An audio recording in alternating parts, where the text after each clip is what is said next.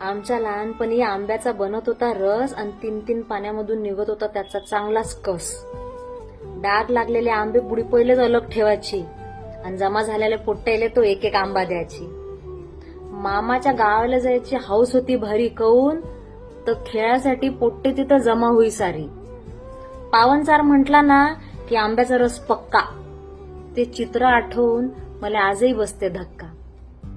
बुडी नाही तर बुडा आंब्याला चांगली पिलवायची अन घुया फोलपट बसलेल्या पोट्टेले खिलवायची.